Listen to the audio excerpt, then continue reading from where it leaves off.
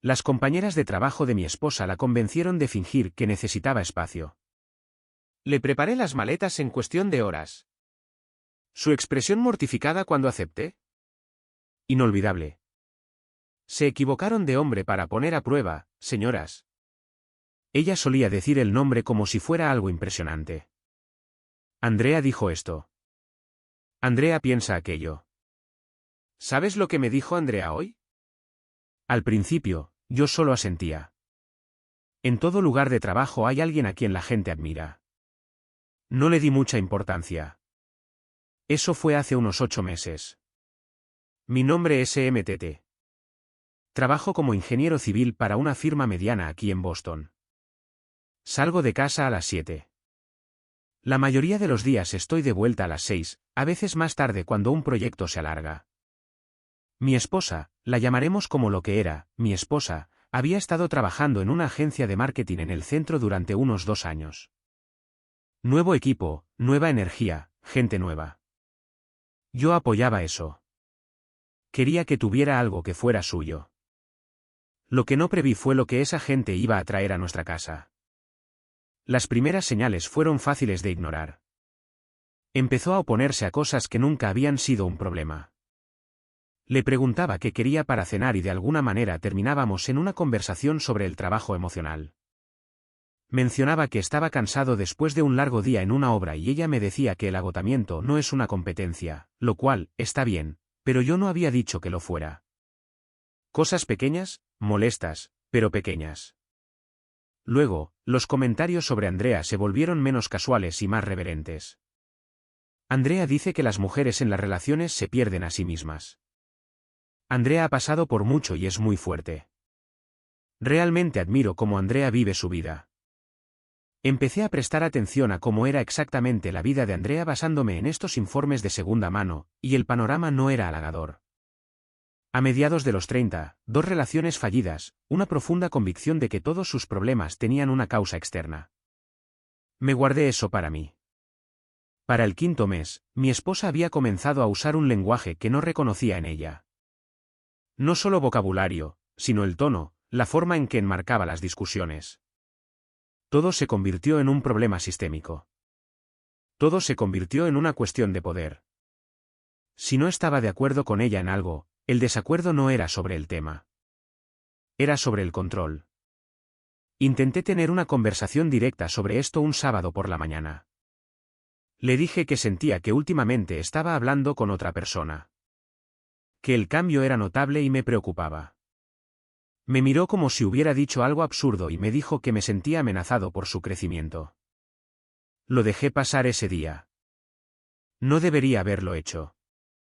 Para el 7.º mes, Cassidy había entrado en escena, otra colega. Cassidy era más ruidosa que Andrea, por lo que pude deducir, y más extrema. Mi esposa comenzó a llegar a casa con opiniones que realmente me sorprendieron. No porque fueran progresistas. No tengo ningún problema con lo progresista, sino porque eran declaraciones hostiles y generalizadas sobre los hombres, sobre el matrimonio como institución, sobre las mujeres que se conformaban. La observaba decir estas cosas y buscaba a la persona con la que me casé en algún lugar detrás de las palabras.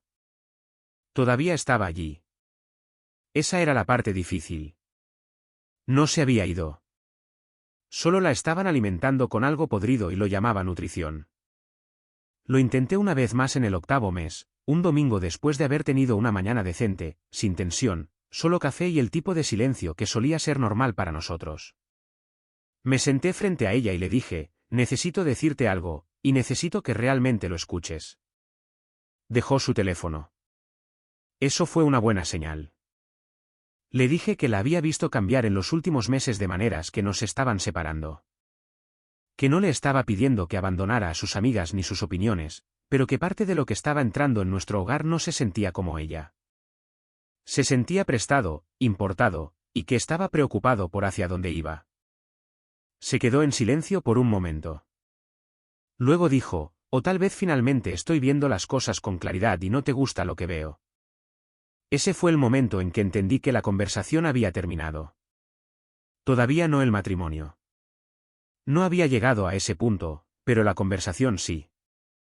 No había ninguna versión de lo que dije que ella no fuera a filtrar a través del marco que esas mujeres habían construido dentro de su cabeza. Yo era el obstáculo. Ese era mi papel ahora. Así que dejé de hablar y comencé a observar. Y lo que vi durante las siguientes semanas fue a una mujer que le había entregado el volante de su propia vida a personas que no la conocían, no la amaban y no tenían ningún interés en lo que sucediera con su matrimonio. Andrea y Cassidy no eran amigas. Eran arquitectas. Y mi esposa les había dejado dibujar los planos. Soy una persona metódica por naturaleza.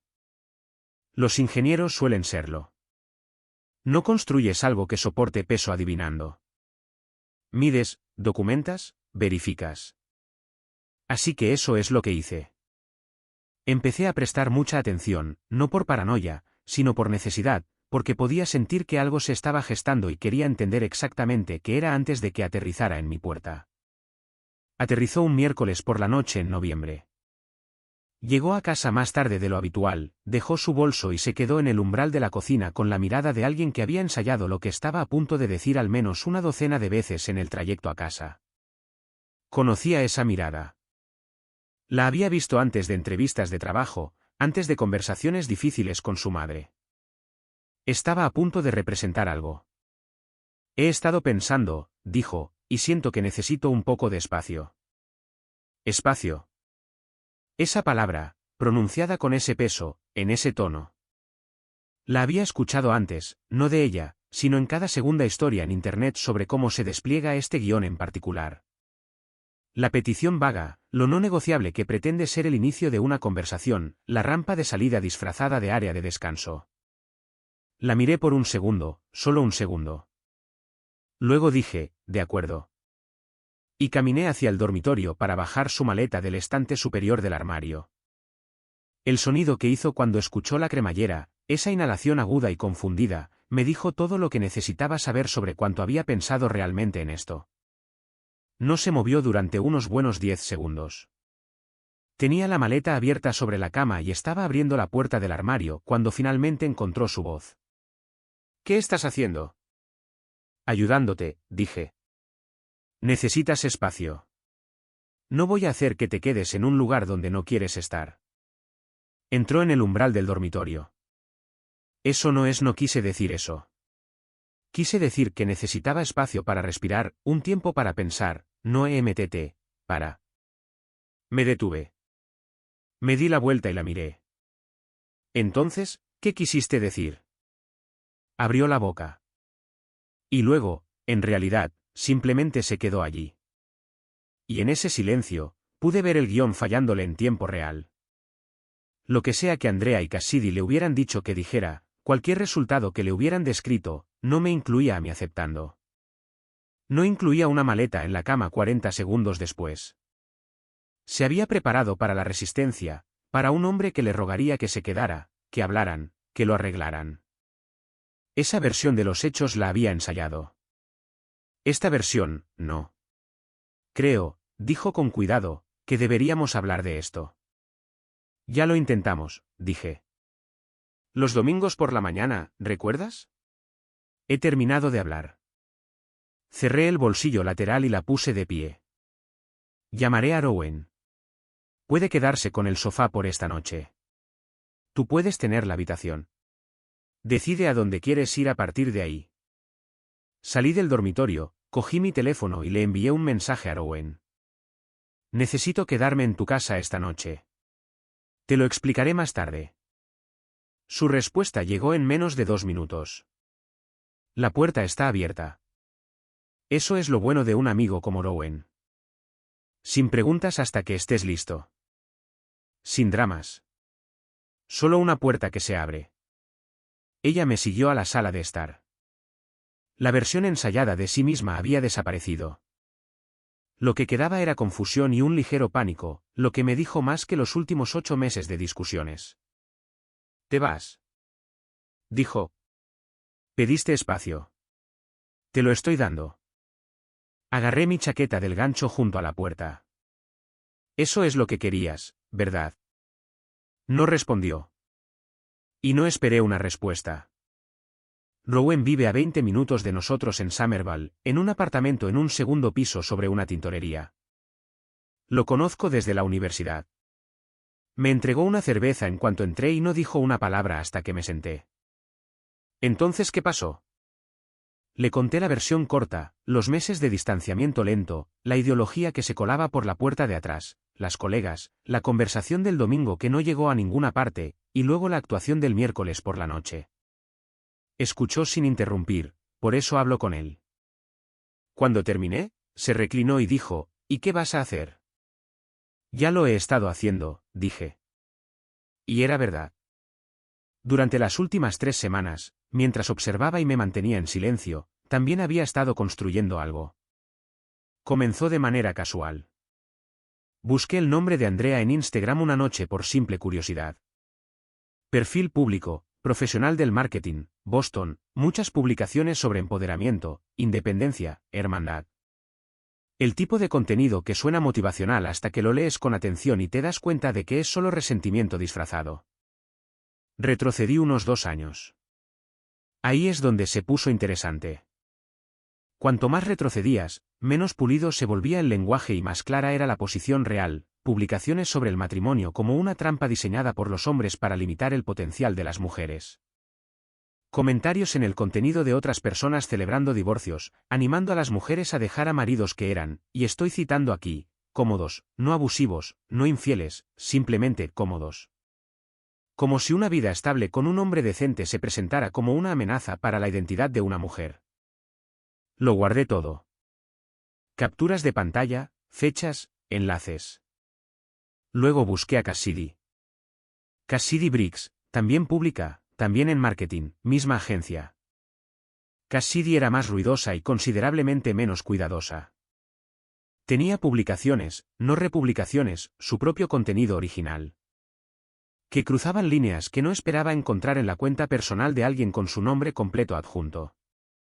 Una publicación era un hilo que animaba a las mujeres a documentar el comportamiento de sus maridos, mantener registros, construir un caso, sus palabras, antes de iniciar una separación, no por abuso, como una estrategia general, una medida preventiva, porque en su marco.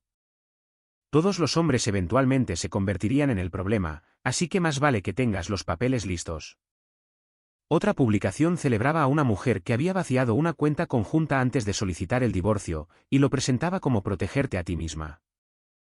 Los comentarios estaban llenos de mujeres que estaban de acuerdo, compartiendo historias similares, tratando la emboscada financiera como sabiduría. Seguí construyendo el archivo.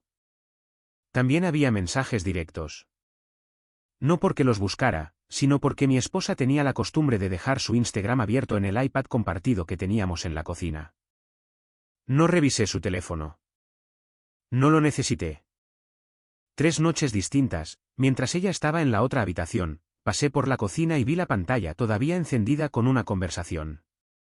La primera vez, seguí caminando. La segunda vez, me detuve lo suficiente para leer unas pocas líneas. Para la tercera vez, entendí de qué iban las conversaciones. Cassidy instruyéndola. Lenguaje específico que usar. Posicionamiento específico. No digas que eres infeliz. Di que necesitas redescubrirte a ti misma. Es más difícil para él discutir con eso. Dile que necesitas espacio primero. Mira cómo reacciona. Eso te lo dice todo. No dejes que lo convierta en algo sobre el matrimonio. Haz que se trate de ti. Era un guión.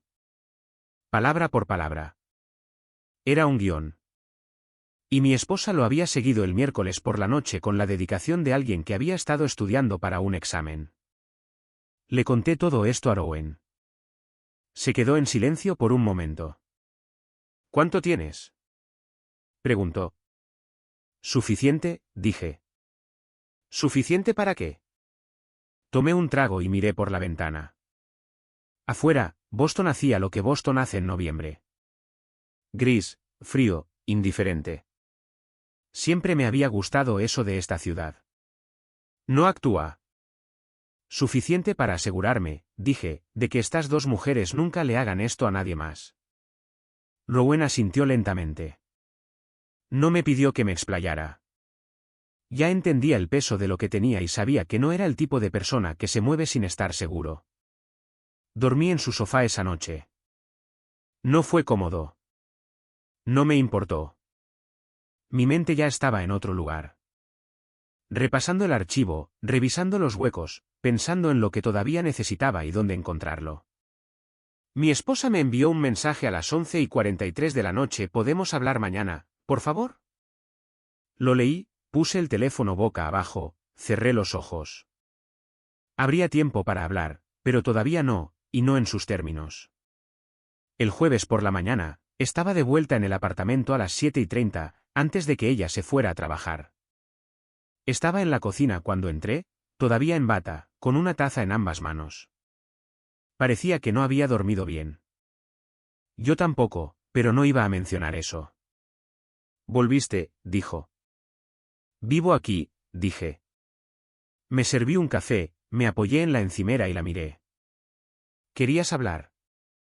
Dejó su taza. No quise que saliera como salió. Lo del espacio. Es solo que siento que hemos estado dando vueltas en círculos y necesitaba que supieras que no estoy bien con cómo han estado las cosas. Yo tampoco, dije. Eso pareció tomarla por sorpresa. Esperaba resistencia, no acuerdo. Entonces, estamos en la misma página. No lo estamos, dije. Estamos viendo el mismo problema y viendo causas completamente diferentes. ¿Crees que el problema soy yo? Creo que el problema entró por una puerta que dejaste abierta. Su mandíbula se tensó. Aquí vamos. Andrea y Cassidy otra vez. Tú las trajiste. Solo estoy nombrando lo que está en la habitación. Son mis amigas. Me apoyan.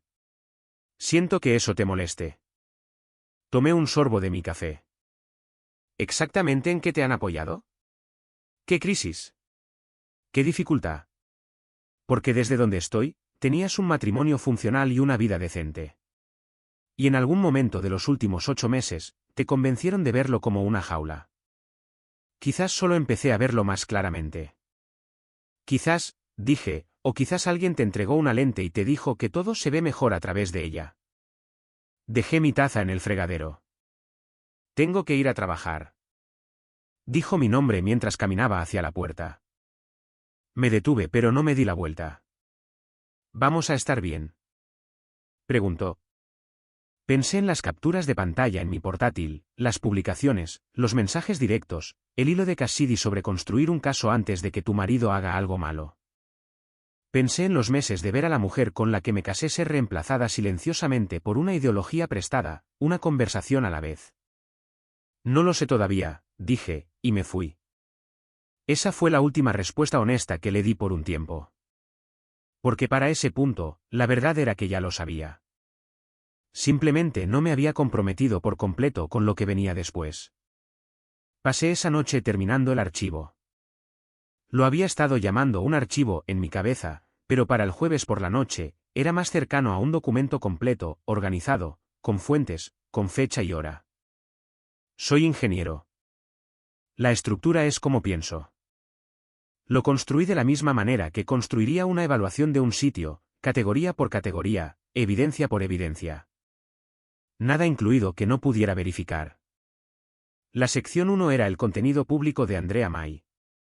2 años de publicaciones organizadas cronológicamente, mostrando una clara progresión desde contenido general de empoderamiento hasta una retórica cada vez más dirigida contra el matrimonio y el compromiso. Saqué 14 publicaciones específicas que, en conjunto, pintaban un cuadro con el que ningún departamento de recursos humanos razonable se sentiría cómodo. La agencia para la que trabajaban tenía una política de conducta. La había buscado. Estaba en su sitio web, y al menos 6 de las publicaciones de Andrea estaban en tensión directa con el lenguaje de inclusividad y profesionalismo de esa política. La sección 2 era Cassidy Briggs. Cassidy era un problema diferente. Cassidy no solo era obstinada. Era instructiva. El hilo sobre construir un caso financiero preventivo contra un cónyuge. Una publicación donde describía cómo instruir a una amiga para ocultar dinero antes de un divorcio. Un comentario en la página de otra persona, con fecha de hace 8 meses, donde escribió en su totalidad, con su nombre adjunto, que las mujeres en matrimonios estables eran el tipo más peligroso de complacientes y que la comodidad era solo opresión a la que te habías acostumbrado. Cassidy también había cometido el error de conectar su Instagram profesional con el perfil de LinkedIn de su agencia, lo que significaba que su contenido público estaba a un clic de cada cliente y colega con el que había trabajado. La sección 3 eran los mensajes directos. Incluí solo lo que había visto en el iPad compartido. Nada obtenido de su teléfono. Nada obtenido por ningún medio que pudiera ser cuestionado. 3 conversaciones separadas, 3 fechas separadas. Cassidy instruyendo a mi esposa palabra por palabra sobre cómo iniciar una separación. Las sugerencias de lenguaje específico. La estrategia de empezar con necesito espacio en lugar de soy infeliz. La línea que más se me quedó grabada fue una que Cassidy envió unas 6 semanas antes del miércoles por la noche: el objetivo no es hacerlo estallar. El objetivo es desequilibrarlo para que no vea venir el siguiente movimiento. Leí esa varias veces. Luego la agregué a la sección 3 con la fecha y una nota de que había sido visible en un dispositivo compartido del hogar. Para las 10, tenía 41 páginas formateadas, anotadas, con un resumen de una página al principio que exponía el argumento central con la suficiente claridad como para que cualquiera que lo leyera por primera vez entendiera en 3 minutos lo que estaba viendo. Envié una copia a una cuenta personal en la nube y guardé una segunda copia en un disco externo que tenía en mi escritorio en el trabajo. No era paranoia, solo un hábito de ingeniero. No guardas una sola copia de seguridad. No asumes que la copia principal sobrevivirá. Luego me senté y pensé en lo que realmente quería hacer con ello. La directora de recursos humanos de la agencia figuraba en LinkedIn. Nombre: Barbara Patton, gerente senior de recursos humanos, 12 años en la empresa. El formato de su correo electrónico estaba en la página de contacto de la agencia, inicial del nombre, apellido. Lo anoté y no envié nada todavía. También había 2 periodistas en Boston que cubrían la cultura laboral. Me había topado con su trabajo mientras investigaba la agencia. Uno escribía para un medio local. Otro era un profesional independiente que había hecho un artículo sobre dinámicas tóxicas en el lugar de trabajo el año anterior. Guardé ambos nombres. No iba a moverme hasta que estuviera listo. Y aún no estaba listo porque la cuestión del matrimonio no estaba completamente resuelta. No en mi cabeza, no en la práctica. Todavía había una versión de esto en la que la confrontaba directamente, le mostraba lo que tenía y la veía decidir lo que realmente quería cuando el guión desapareciera y las amigas no estuvieran en la habitación.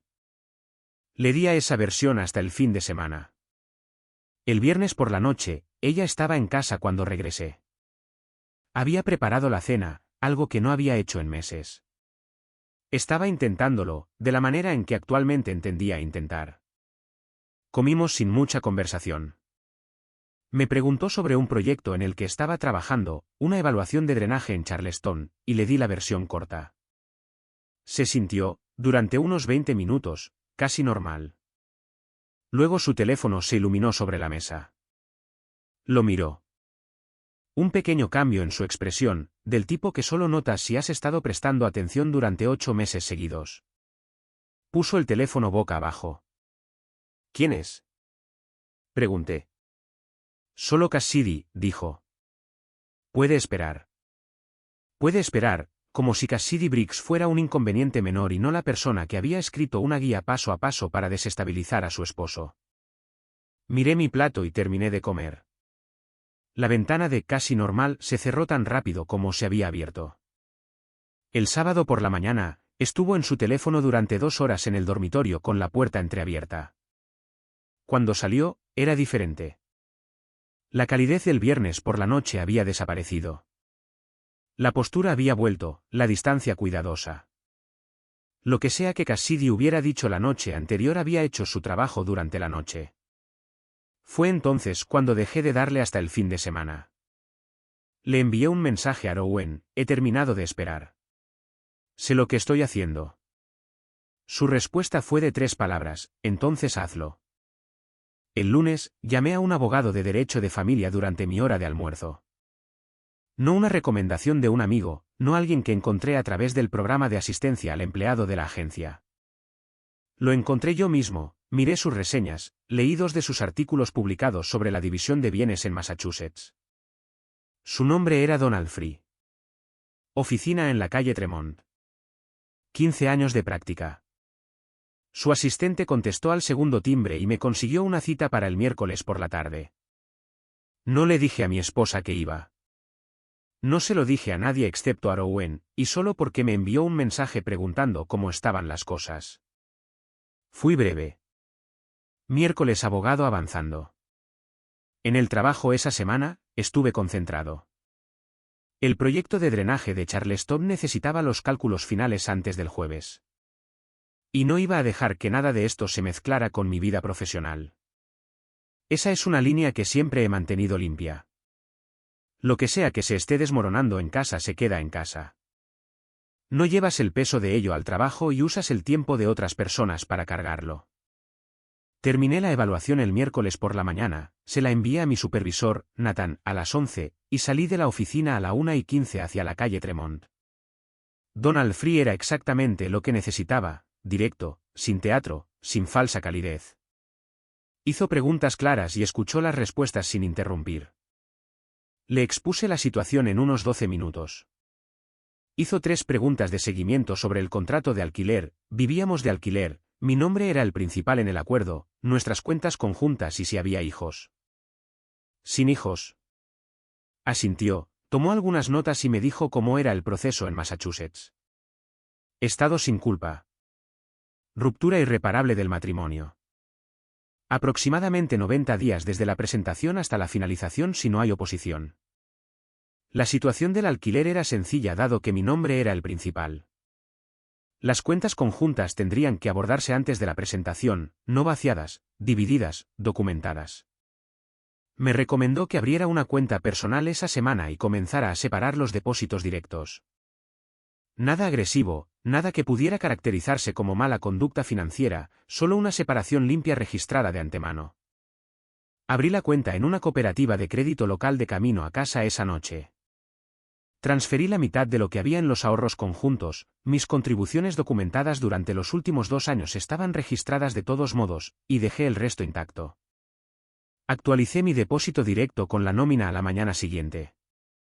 Limpio, documentado, nada que pudiera ser disputado.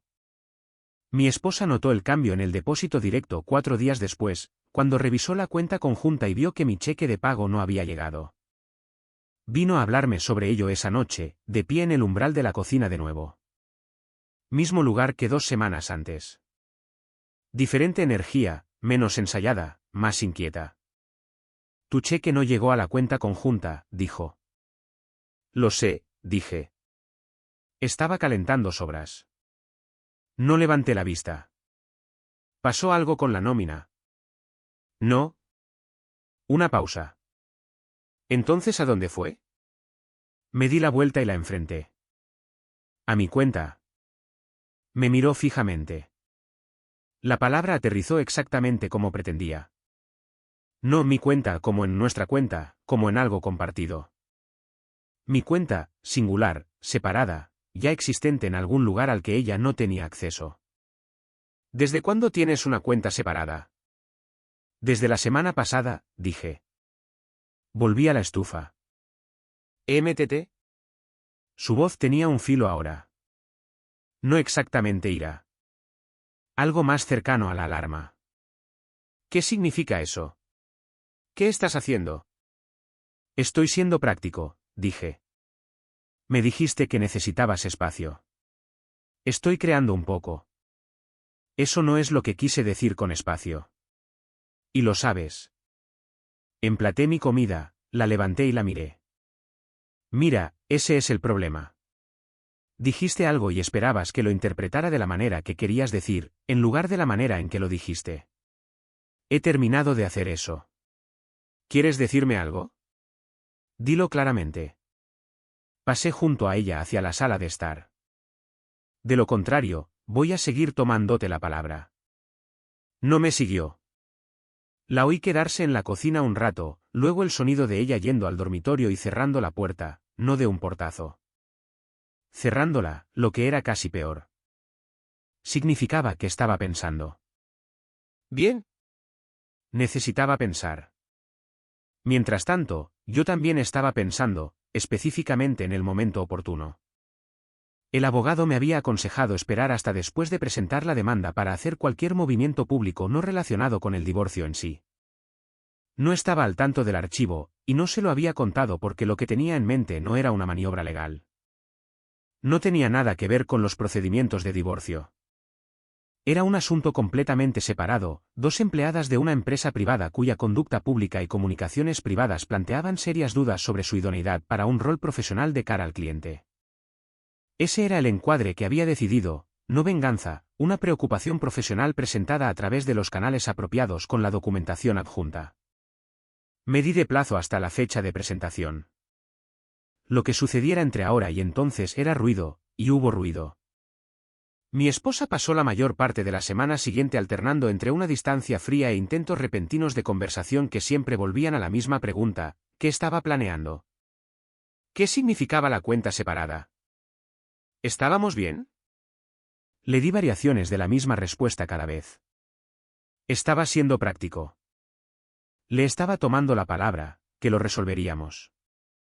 Técnicamente, nada de eso era mentira. Un viernes por la noche, unos 9 días después de la conversación sobre la cuenta, se sentó frente a mí en la sala de estar mientras yo veía un partido.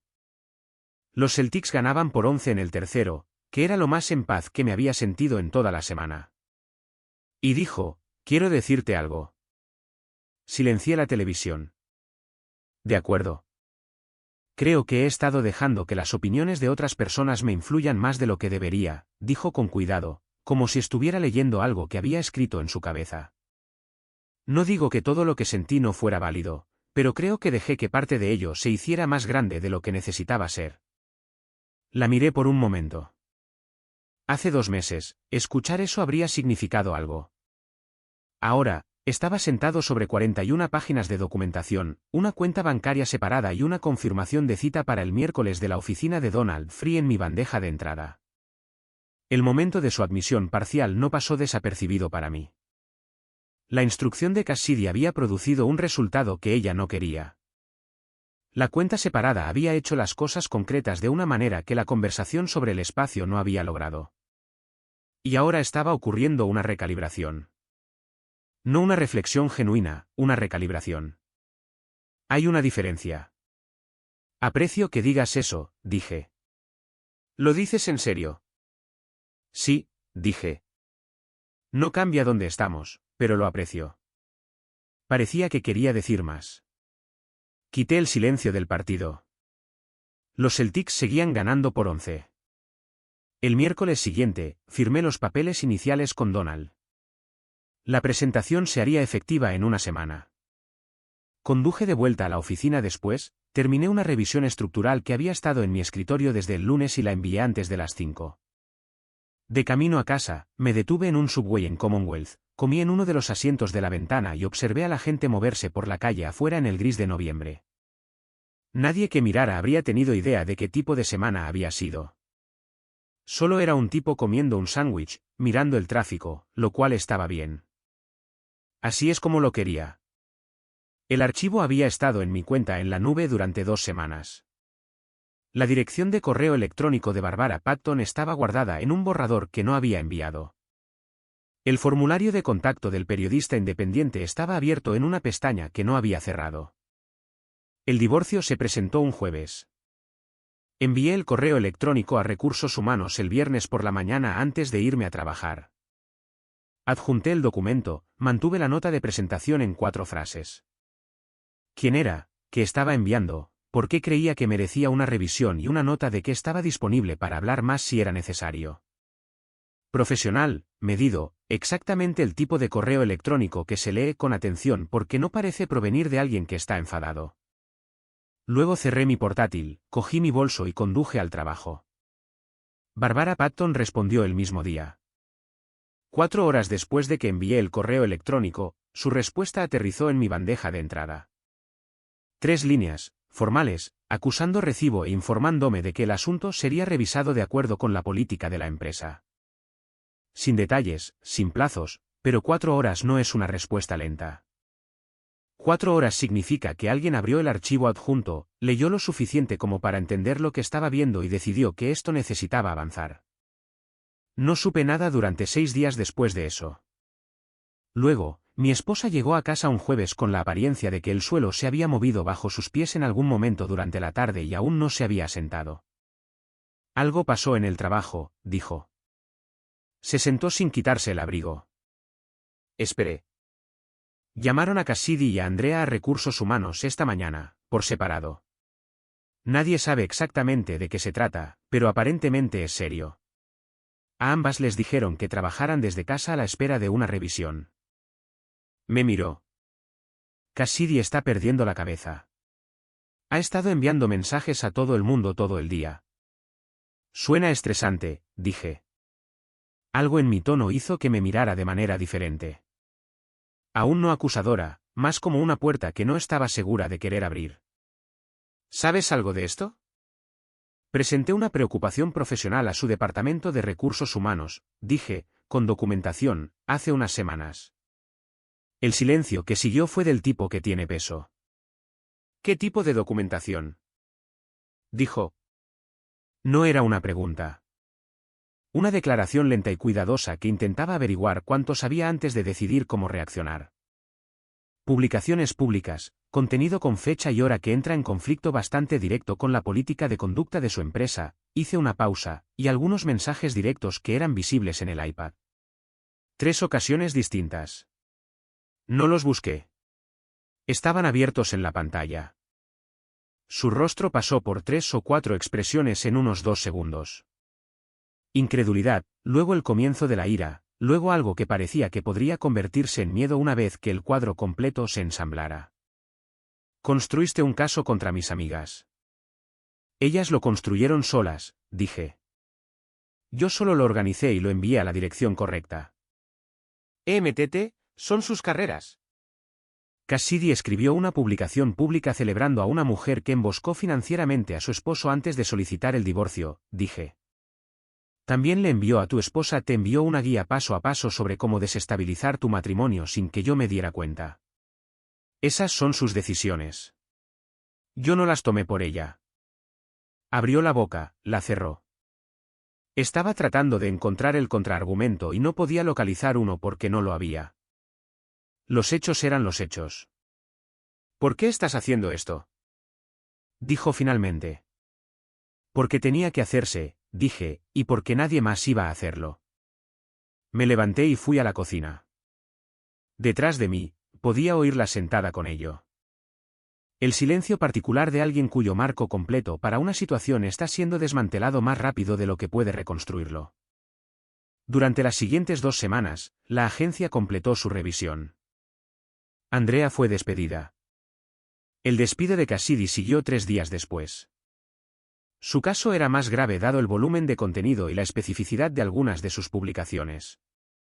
Aparentemente, Cassidy no se fue en silencio. Publicó sobre ello públicamente, presentándose como víctima de la censura corporativa y de un ataque dirigido por un hombre vengativo. Esa publicación recibió una avalancha de respuestas negativas en 1 hora. Personas que habían visto la documentación original. El periodista independiente que contacté había publicado un artículo para entonces. Cuidadoso y con fuentes.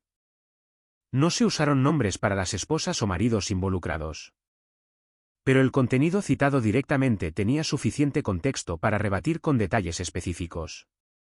Cassidy borró la publicación por la noche. El daño ya estaba hecho. Su LinkedIn se silenció. Su Instagram se volvió privado. En una semana, 2 mujeres que habían construido plataformas pequeñas pero vocales alrededor de decirle a otras mujeres que quemaran sus vidas habían desaparecido efectivamente de la conversación pública que las había hecho sentir importantes. Andrea fue más silenciosa al respecto. No publicó, no luchó públicamente, simplemente desapareció, lo que fue casi peor en cierto modo. Sugería que entendía exactamente lo que había sucedido y por qué. Mi esposa observó todo desde un asiento de primera fila que no había pedido. Dejó de mencionar sus nombres. Iba a trabajar, volvía a casa, se movía por el apartamento con una cualidad cuidadosa y apagada que no se parecía en nada a la energía cargada de los últimos 8 meses. La ideología que le habían inculcado diariamente durante la mayor parte de un año había perdido sus dos voces más fuertes de la noche a la mañana. Y sin ese refuerzo constante, pude ver cómo perdía lentamente su control, lo que habría importado mucho 3 meses antes. La demanda de divorcio había sido procesada. Le habían notificado un martes por la mañana. Me llamó al trabajo, con la voz tensa, preguntando si era genuino. Le dije que sí. Me preguntó si podíamos hablar esa noche. Le dije que sí. Esa conversación fue la primera en meses que se sintió completamente sin guión. Sin marco, sin lenguaje prestado, solo ella sentada al otro lado de la mesa de la cocina mirándome como si finalmente estuviera viendo el cuadro completo y no disfrutara de la vista. Dejé que me convirtieran en alguien que no era, dijo. No era una actuación. Era simplemente verdad y ella lo sabía. Sí, dije, lo hiciste. ¿Eso es todo? ¿Eso es todo lo que vas a decir? ¿Qué más hay que decir? No estabas siendo cruel. Estabas siendo preciso. Te lo dije hace 8 meses. Lo intenté 2 veces. La tercera vez viniste a casa con un guión y te preparé la maleta. La miré. En algún momento, una persona tiene que decidir lo que realmente quiere antes de perder lo que tenía. Estuvo en silencio durante mucho tiempo después de eso. No quiero el divorcio, dijo. Lo sé, dije. Y me levanté y recogí la mesa. Lo intentó durante 3 semanas. Le doy ese crédito. No fue un esfuerzo a medias. Cocinó. Inició conversaciones. Dejó de mirar su teléfono en la mesa. Me envió un mensaje largo un domingo por la mañana exponiendo todo lo que creía que había hecho mal, punto por punto, con una claridad y autoconciencia de las que la mujer de hace 8 meses era totalmente capaz, pero que había pasado la mayor parte del año reprimiendo. Era un buen mensaje, honesto, específico, sin desvíos. Lo leí 2 veces. Luego dejé el teléfono y volví al proyecto que tenía extendido sobre la mesa de la cocina, un levantamiento topográfico para un desarrollo comercial en Quincy que necesitaba revisiones antes del lunes. Terminé las revisiones. Hice café. Pensé en lo que había escrito. Y entendí, sentado allí con los planos del levantamiento y una taza de café enfriándose, que entender el remordimiento de alguien y elegir reconstruir con esa persona son 2 decisiones completamente separadas. Ella se había ganado la primera. La segunda no era algo que pudiera ganarse. Era algo que yo tenía que querer, y ya no lo quería. La versión de nosotros que podría haberse salvado tuvo una ventana, y esa ventana había estado abierta durante la mayor parte de un año mientras yo llamaba desde afuera. Ahora estaba cerrada. No con ira, simplemente cerrada. Respondí a su mensaje esa tarde, le dije que lo había leído, que le creía y que no cambiaba mi posición. 4 frases, se merecía una respuesta directa más que una larga. Llamó esa noche. Contesté. Necesito que me digas que no hay ninguna posibilidad, dijo. Necesito oírte decirlo. No hay ninguna posibilidad, dije. Una larga pausa. Luego, de acuerdo. Su voz era plana, de la manera en que se ponen las voces cuando alguien ya ha agotado todo lo que tenía. De acuerdo. Nos quedamos en la línea unos segundos más sin que ninguno de los dos dijera nada. Luego colgó. Sin dramas, sin una última apelación, solo de acuerdo. Y luego nada. Respeté eso más de lo que esperaba. Se mudó 2 semanas antes de la finalización. Se llevó lo que era suyo, dejó lo que era mío y no lo hizo más difícil de lo necesario. Rowan me ayudó a mover algunas cosas una vez que el apartamento estuvo medio vacío. Una estantería reposicionada. El sofá movido hacia la ventana donde debería haber estado desde el principio. Pequeños ajustes, del tipo que hacen que un espacio se sienta tuyo de nuevo. La finalización llegó un miércoles por la mañana. La oficina de Donald envió la confirmación por correo electrónico. Estaba en una obra en Charleston cuando llegó, con botas, casco, de pie al borde de un canal de drenaje que había tardado 4 meses en hacerse bien. Leí el correo electrónico, guardé el teléfono en mi bolsillo y terminé la inspección. Esa noche, Conduje hasta un tramo de costa cerca de Winthrop al que había querido volver durante meses. Tenía un detector de metales en el maletero de mi Honda, un pasatiempo que había empezado 2 veranos atrás y para el que nunca había encontrado suficiente tiempo. La playa estaba casi vacía, que es lo que te da noviembre en Massachusetts. Y pasé unos 90 minutos caminando en una cuadrícula lenta a lo largo de la línea de la marea, con los auriculares puestos, sin pensar en mucho. Encontré una moneda de 25 centavos de 1964, una tapa de botella corroída y algo que podría haber sido una hebilla de cinturón de una década que no pude identificar. Nada que valiera la pena conservar. No importaba. Realmente no lo haces por eso. Lo haces porque requiere la atención justa para mantener tu cabeza ocupada sin exigirte nada. Caminas, escuchas, cubres terreno. Lo que sea que estuviera allí antes de que llegaras, lo encuentras. Lo que sea que estuviera enterrado, lo sacas a la luz. Y luego decides que vale la pena conservar y que dejas en la arena. Me quedé con la moneda, dejé el resto. Rowan llamó mientras guardaba el detector de nuevo en el maletero. ¿Cómo estás?, preguntó. Bien, dije. Y lo decía en serio. No como una actuación, no como la respuesta que das cuando no quieres entrar en detalles. Simplemente bien. Directo, tranquilo, sin que le faltara nada. ¿Quieres ir a comer algo? Sí, dije. Dame 20 minutos.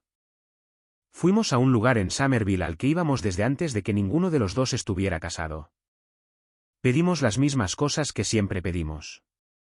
Hablamos de los Celtics, de un viaje de senderismo que había estado planeando, de un proyecto estructural que tenía para la primavera y que realmente me ilusionaba. Conversación normal, del tipo que no necesita nada de ti excepto que te presentes. En algún momento, Rowan preguntó, sin darle importancia, ¿algún arrepentimiento? Lo pensé. La respuesta honesta, la que había estado sopesando durante semanas, era que me arrepentía del año. No de lo que hice, de lo que le pasó al año.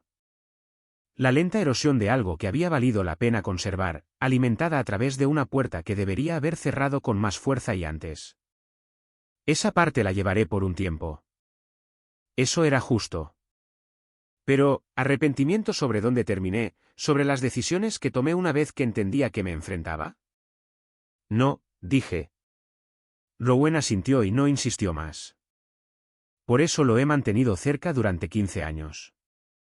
Pagamos la cuenta, salimos al frío y nos separamos. Conduje a casa, aparqué, me quedé en el coche un minuto fuera del edificio solo porque no tenía prisa. Boston en noviembre, gris e indiferente como siempre. La ciudad no te pregunta cómo estás. Simplemente sigue moviéndose. Siempre me ha gustado eso de ella. Subí, me preparé un té y vi la segunda mitad de un partido que no me importaba mucho. El apartamento estaba en silencio de una manera que no lo había estado en mucho tiempo. No tenso, no cargado con lo que costaría la siguiente conversación. Simplemente en silencio. Algunas personas llamarían a eso soledad. Yo lo llamé un comienzo. Mientras tanto, 2 entrenadoras de empoderamiento perdieron sus trabajos y su esposa perdió su matrimonio. Curioso cómo funciona eso. Dejen en los comentarios, ¿le habrían dado una segunda oportunidad? Yo no lo habría hecho.